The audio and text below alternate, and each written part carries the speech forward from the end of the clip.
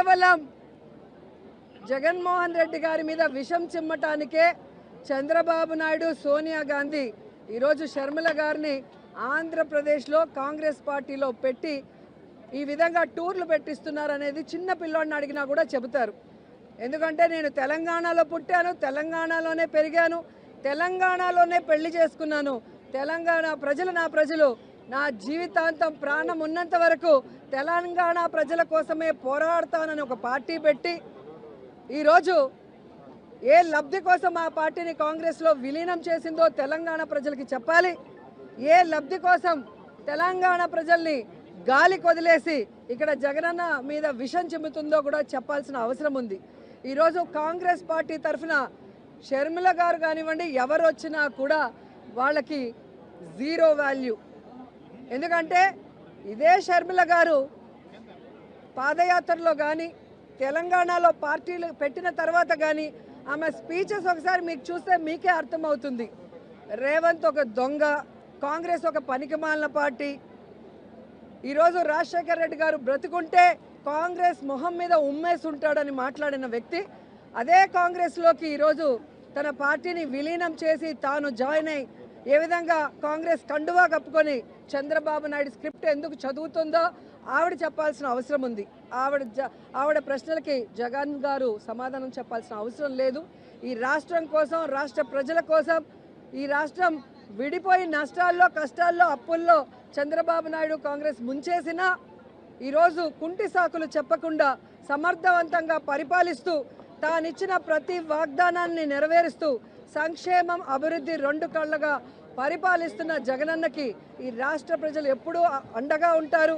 ఆయన మీద విషం చెమ్మడానికి వచ్చే non local politicians Chandrababu Naidu అయినా, పవన్ కళ్యాణ్ అయినా, లోకేష్ అయినా, షర్మిల అయినా వీళ్ళు 2024 తర్వాత ఈ రాష్ట్రంలో కనబడరు.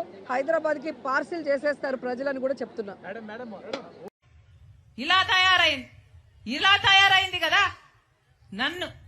నన్ను అంటుంది రాజశేఖర్ రెడ్డి బిడ్డను నన్ను అంటుంది నేను అక్కడ తెలంగాణలో పార్టీ పెట్టానట.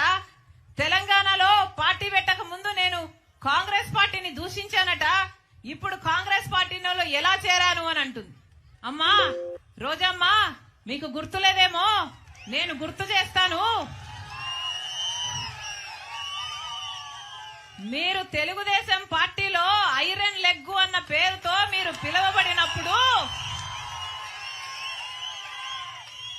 రాజశేఖర్ రెడ్డి గారి గురించి మీరు ఎంతగా దూషణలు చేశారో ప్రజలు ఇంకా గుర్తే ఉన్నాయి. రాజశేఖర్ రెడ్డి గారు అంత మహామనిషిని పట్టుకొని రాజశేఖర్ రెడ్డి గారి గురించి మాట్లాడిన మాట పిచ్చి పిచ్చి వాగుడు. రాజశేఖర్ రెడ్డి గారి పంచ విప్పి కొడతాను అన్న పిచ్చి పిచ్చి మాటలు మాట్లాడిన ఆవిడ ఈ రోజా నా గురించి మాట్లాడుతుందా? రాజశేఖర్ రెడ్డి బిడ్డను నేను. రాజశేఖర్ రెడ్డి గారు ఈ ప్రపంచంలో నన్ను ప్రేమించినంతగా ఎవరిని ప్రేమించలేదు. అసలు రాజశేఖర్ రెడ్డి గారిని గౌరవించని చోటన నేను కనీసం ఊపిరి కూడా తీసుకోలేను. ఈ రోజు కాంగ్రెస్ పార్టీలో రాజశేఖర్ రెడ్డి బిడ్డ చేరింది అంటే ఎందుకు చేరింది? ఎందుకంటే వాళ్లకు రాజశేఖర్ రెడ్డి గారి మీద అపారమైన గౌరవం ఉంది అని నేను నిర్ధారించుకున్న తర్వాతనే కాంగ్రెస్ పార్టీలో చేరాను. మణిపూర్ ఘటనలో ఈ వైసీపీ క్రైస్తవులై ఉండి వైసీపీ నిలవకపోయినా మణిపూర్ లో క్రైస్తవుల కోసం కాంగ్రెస్ పార్టీ నిలబడింది కాబట్టి నేను కాంగ్రెస్ పార్టీలో చేరాను. మన ఆంధ్ర రాష్ట్రానికి ప్రత్యేక హోదా గురించి వీళ్ళు కొట్లాడతామని చెప్పి మాట తప్పితే కాంగ్రెస్ పార్టీలో రాహుల్ గాంధీ గారు మొట్టమొదటి సంతకమే నేను ప్రత్యేక హోదా ఫైల్ మీద చేస్తాను ప్రధానమంత్రి అయినాక అని ఆయన మాట చెప్తే తర్వాత చేరాను నేను కాంగ్రెస్ పార్టీలో.